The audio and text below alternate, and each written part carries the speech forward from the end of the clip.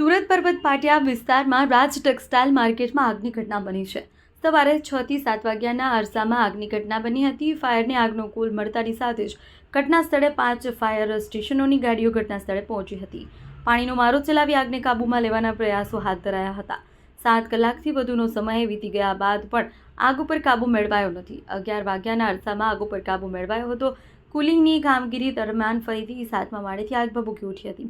હાલ પ્રાથમિક તપાસમાં ગ્રાઉન્ડ ફ્લોર લિફ્ટમાં આગની ઘટના બની. ગ્રાઉન્ડ ફ્લોરથી આગ લાગી 8મા માળ સુધી પસરી ગઈ હતી. માર્કેટની દુકાનોમાં સિન્થેટિક કાપડનો જથ્થો મોટા પ્રમાણમાં હોવાથી આગ ઉપર કાબૂ મેળવવામાં ભારે હાલાકી પડી હતી. હાલમાં કરોડો રૂપિયાનું નુકસાન થવાની ભીતિ સેવાઈ રહી છે.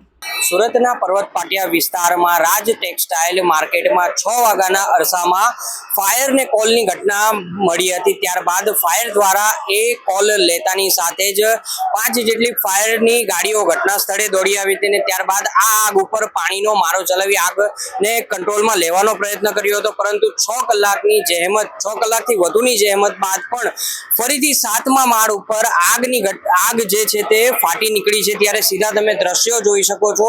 ઘટના સ્થળના જ્યાં રાજ ટેક્સટાઇલ છે, જ્યાં જે ફાયર ની અલગ અલગ ગાડીઓ છે તેના દ્વારા હાલ જે આ આગ ઉપર કાબુ મેળવવાનો પ્રયત્ન કરવામાં આવી રહ્યો છે. મહત્વની બાબત તો એ છે કે આગ એટલી ભીષણ રીતે લાગી હતી કે નીચે જે ગ્રાઉન્ડ એરિયો કહેવાય છે, ગ્રાઉન્ડ એરિયાના લિફ્ટનો જે ભાગ હોય છે, લિફ્ટના ભાગથી ઉપર 7મા માળ સુધી આગ પસરી હતી ને ત્યારબાદ ભારે જહેમત બાદ આ આગ ઉપર કાબુ મેળવવાનો પ્રયત્ન કર્યો હતો, પરંતુ જ્યારે કુલિંગની કામગીરી ચાલી રહી હતી, કુલિંગની કામગીરી દરમિયાન જ 7મા માળ ઉપર ફરીથી આગ ફાટી નીકળતા ફાયરને ફરીથી જહેમત ઉઠાવી પડી હતી. ફાયર દોડતું થયું હતું.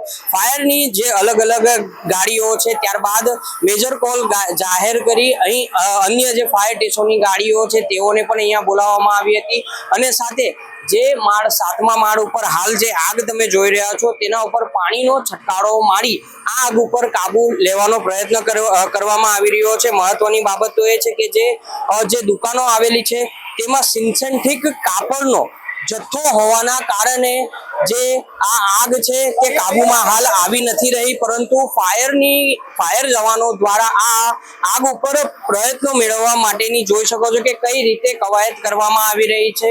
અલગ અલગ સુરતના ફાયર સ્ટેશનની ગાડીઓ હાલ અહીં આવી પહોંચી છે ને આ આગ ઉપર જે કાબુ મેળવવાના પ્રયત્નો છે તે તેઓ દ્વારા ધરવામાં આવી રહ્યું છે. કે જોવું રહ્યું આજે રાજ ટેક્સટાઇલમાં માર્કેટમાં આગની જે આ ઘટના બની છે તે કયા કારણોસર લાગી રહી છે અને કેટલું નુકસાનનું અંદાજ છે જે છે તે આ આગ ઉપર કાબુ મેળવવા બાદ જ ખબર પડે તેમ શક્યતા મનાવી રહી છે.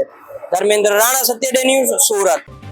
જો તમે આ વિડીયો ફેસબુક પર જોઈ રહ્યા છો તો લાઈક અને ફોલો કરો અને યુટ્યુબ પર જોઈ રહ્યા છો તો અમારી ચેનલને સબસ્ક્રાઇબ કરો. સત્તરે.com આઝાદી સમાચારોની.